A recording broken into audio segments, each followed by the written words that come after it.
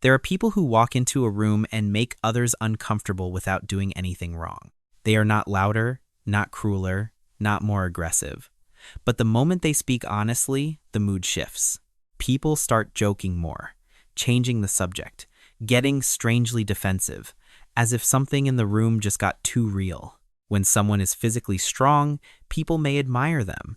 When someone is rich, people may envy them. But when someone is extremely intelligent, something more unsettling can happen. Their presence can make other people aware of themselves in ways they did not expect, not understood, exposed. Because people do not react to intelligence the way they react to other kinds of superiority. Strength stays on the surface, money stays on the surface. But intelligence goes deeper. It touches self-image. It makes people notice what they missed, what they avoided, what they do not fully understand. That is why extremely intelligent people are so often misread, not as perceptive, not as deep, but as intimidating, cold, socially threatening.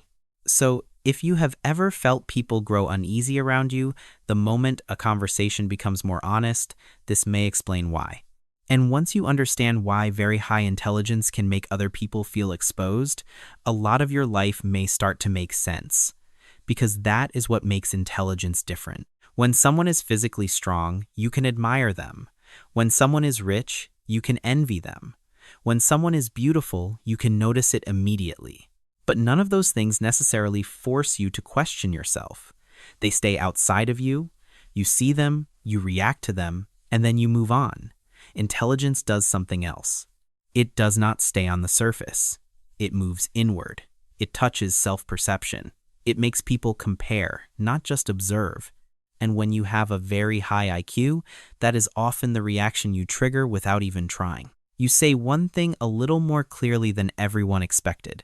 You ask one question that goes a little deeper than the room was prepared for. You point to something simple but true that everyone else was unconsciously stepping around. And suddenly, the conversation is no longer just about the topic. It becomes about what your clarity is doing to everyone else. That is why intelligence can feel so unsettling. Because people are not only reacting to what you say, they are reacting to what your mind quietly reveals, what they missed, what they avoided, what they never fully examined. Your intelligence does not just offer a better idea. It can force a better comparison. And that comparison is rarely comfortable. This is the mirror effect.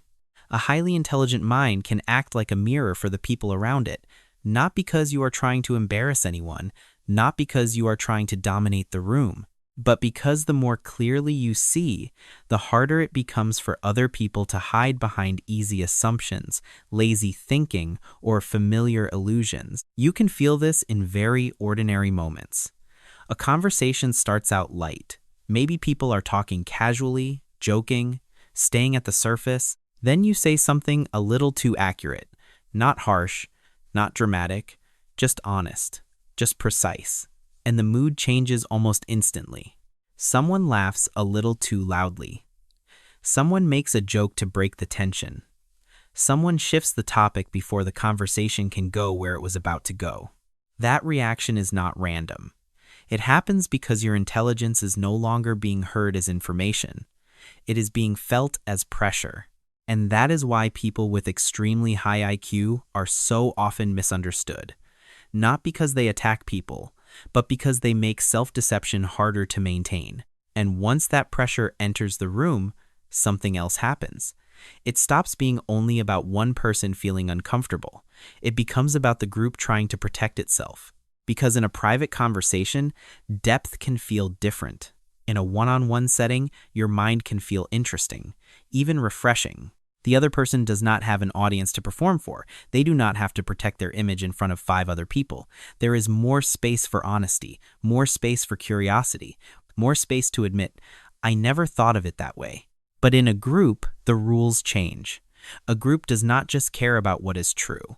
A group cares about what is safe, what is smooth, what keeps the mood intact, what allows everyone to stay relaxed inside the version of themselves they were already presenting. And the moment your depth threatens that comfort, the room will often react before it even knows why. That is why group settings can feel so strange when you have a very sharp mind. You may say something completely reasonable. You may even say something important. But instead of curiosity, you get sarcasm. Instead of engagement, you get deflection. Instead of real discussion, someone changes the subject, makes everything lighter, or turns the moment into a joke. Not because what you said was wrong, because what you said made the room too self-aware. That is the part many people never explain. In a one-on-one conversation, your depth can feel intriguing. In a group, the same depth can make everyone suddenly aware of themselves, aware of how shallow the conversation was, aware of what they do not understand, aware of the image they were trying to maintain. And most people do not enjoy becoming that aware in public. So the group protects itself. It protects the mood, it protects the rhythm, it protects the illusion that everyone is comfortable and everything is fine. Because in groups, belonging often matters more than truth. Social comfort often matters more than intellectual honesty. And if your intelligence threatens the emotional balance of the room will often push back long before it ever seriously considers whether you are right. That is why you can leave certain social settings feeling confused. You were not being rude. You were not trying to impress anyone. You were not trying to make people feel small. You were simply being more honest, more precise, or more perceptive than the situation could comfortably hold. And the room reacted the way many rooms do when depth arrives too early. But this pattern does not end in social rooms. It extends far beyond them, because the same thing that happens in conversations also happens in modern culture. The world does not always reward the deepest mind. It often rewards the most digestible one. You can see this everywhere. The person who speaks with total certainty often gets treated like a leader, even when their thinking is shallow. The person who speaks with nuance, context, and complexity often gets treated like they are overthinking, even when they are closer to the truth. The person with the simpler answer sounds stronger. The person with the more accurate answer sounds harder to follow. And that is not an accident. Modern life rewards speed. It rewards clarity. It rewards confidence. It rewards ideas that can be understood in a few seconds and repeated without effort. But a very high IQ mind often does the opposite. It notices layers, it sees exceptions, it feels the weight of what other people leave out, it hesitates before giving a false certainty. It asks one more question after everyone else is already satisfied with a convenient answer. And that makes you harder to absorb. Not wrong, not weak, not inferior, just harder to package. In school, this can look like rewarding the student who repeats information smoothly more than the one who questions it too deeply. In the workplace, it can look like promoting confidence over precision, charm over thoughtfulness, and decisiveness over actual depth. And online, the pattern becomes almost impossible to ignore. The fastest idea spreads, the simplest message wins, the strongest emotion gets the attention. Not necessarily the truest one. That is why so many highly intelligent people feel friction almost everywhere. It is not only that certain individuals misunderstand you, it is that many environments are built to reward what feels easy, familiar, and emotionally efficient. Your mind is trying to bring nuance into spaces designed for speed. You are trying to bring depth into spaces designed for simplicity. You are trying to bring reality into places that function more smoothly with less of it. The world does not always reward the most accurate mind. It often rewards the easiest mind to agree with. And that is only the social surface of the problem. Because Schopenhauer believed the deeper cost begins when truth stops making you impressive and starts making you lonely. Schopenhauer understood this at a level most people never do.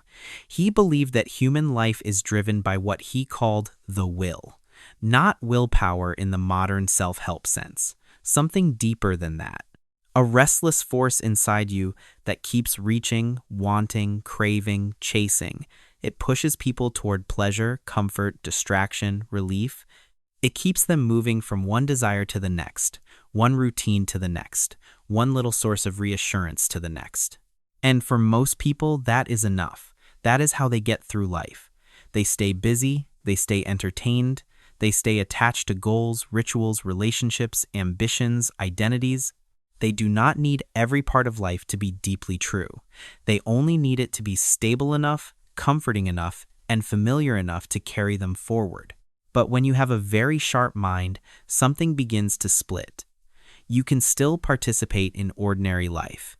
You can still work, talk, laugh, show up, play your role. But deep down, you start seeing through too much. You notice how much of social life runs on performance, how much of status runs on insecurity, how much of conversation runs on repetition, how much of confidence is often just borrowed certainty wearing a strong face. And once you start seeing that clearly, it becomes hard to go back. That is the burden Schopenhauer was pointing to. The tragedy of a very sharp mind is not simply that it knows more. It is that it stops being fully nourished by the things that keep everyone else comfortable. Small talk is not evil, but it starts to feel thin. Ambition is not meaningless, but it can begin to feel strangely hollow. Social rituals are not fake in every case, but many of them start to look like polished ways of avoiding what is real. So the more clearly you see, the harder it becomes to participate lightly. You can still be present, but not always innocent in the way you once were. You can still belong, but belonging starts to feel rarer, more conditional, more expensive. You start to realize that some forms of connection require a certain level of blindness, a certain tolerance for performance, a certain willingness not to look too closely. And that is where intelligence begins to change shape. At first, it can feel like an advantage. You understand faster, you notice more, you see patterns other people miss.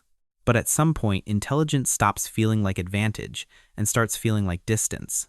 Distance from easy conversations, distance from easy certainty, distance from the simple emotional comfort that comes from wanting what everyone else wants without having to question it too much. That distance can hurt, because what you lose is not just naivete.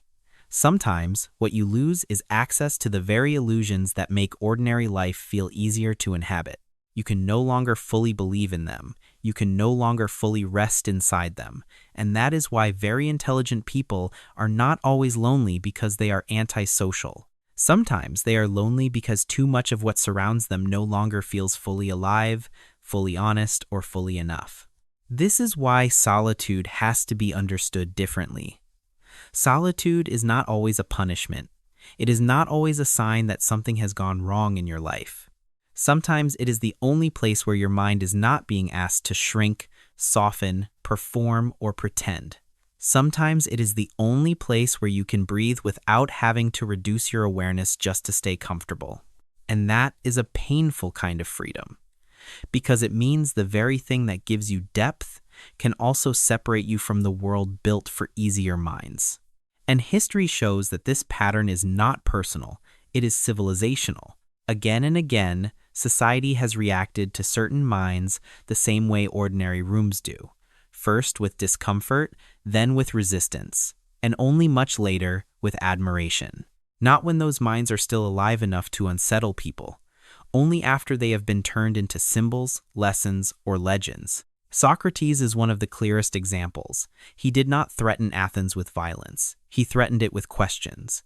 He forced people to examine what they believed, why they believed it, and whether the life they were living could survive real scrutiny. And that made people profoundly uncomfortable, because truth does not always feel liberating at first. Sometimes it feels like judgment. Sometimes the person who sees clearly is hated not for being wrong, but for making self-deception harder to defend. Galileo revealed a different layer of the same pattern. He did not simply introduce a new fact about the universe. He made established authority look blind. He made powerful institutions look smaller, less certain, less divine than they wanted to appear. And that is why truth can be so dangerous. It does not only correct error, it humiliates power. It exposes the people who built their identity on being unquestioned. Then you have minds like Tesla. Visionary minds are often praised in theory, but resisted in practice until they can be controlled, used, or sold. Society says it loves genius, but what it often loves is manageable genius, marketable genius. Genius that can be absorbed without disrupting the structure too deeply. The moment brilliance threatens profit, comfort, or control, admiration quickly becomes containment. And that may be the cruelest pattern of all. People resist the mind that unsettles them, then later build monuments to it. You can see the same shadow in figures like Nietzsche, whose ideas were dismissed as dangerous or unstable, or Hypatia, whose intellect threatened a world that could not tolerate what she represented. The details change. The structure does not. Society rarely fears intelligence in hindsight. It fears it in the moment it still has the power to embarrass, destabilize, or expose. And when you understand that, your loneliness begins to look less like a personal defect and more like a recurring human pattern. So if this pattern is real, the question becomes, how do you live with it without betraying yourself? The answer is not to become smaller. It is to become more selective. Not every room deserves your full mind. Not every person has earned your deepest clarity. And learning that is not arrogance, it is maturity. Because if you keep offering your sharpest truth to spaces that only know how to punish it, you will begin to confuse wisdom with self-erasure. You do not need to make yourself smaller to be acceptable, but you may need to become more careful about where your full mind is allowed to land. That means understanding something many highly intelligent people learn too late. Translation is not betrayal. You do not have to flatten your mind. You do not have to pretend to be simpler than you are, but you may need to speak in ways that other people can actually receive. Not because depth is wrong, but because timing matters, readiness matters. The structure of the room matters. And universal acceptance was never the real goal. What you need is resonance. A few people, a few spaces, a few conversations where you do not have to cut your mind down just to stay included. That matters more than being broadly liked by people who were never going to meet you at that level anyway. And solitude has to be seen clearly too. Solitude is not always a sentence. Sometimes it is a strategy, a way of protecting your mind from environments that constantly ask it to dim itself just to keep other people comfortable. A way of staying intact until you find what is rare but real. Because surviving with depth is not about withdrawing from life, it is about refusing to abandon your inner life just to make shallow spaces easier to occupy. And that may be the final truth beneath all of this. Society does not fear intelligence by itself. It fears what intelligence interrupts: comfort, illusion, easy status, unexamined belonging, the smooth social lies people depend on to feel safe inside themselves. That is why some minds are praised from a distance but resisted up close. They do not just think differently, they make avoidance harder. So, if you have spent years feeling misread, too intense, too sharp, too much for certain people or certain rooms, that does not automatically mean something is wrong with you. Sometimes you were never hard to be with. Sometimes you were just too clear inside environments that needed a certain amount of blur to keep functioning. Maybe you were never too intense for people. Maybe you were just too clear inside rooms built on avoidance. And if that feels familiar, then you are probably not alone in the way you think you are. You may simply be carrying a kind of awareness that many people do not know how to welcome until much later if they ever do. So the real question may not be why people misread you. It may be how much of modern life depends on not seeing too clearly. And if you have ever been misunderstood simply because you saw too much too early, leave that in the comments. Sometimes the most healing thing is realizing the pattern was never yours alone.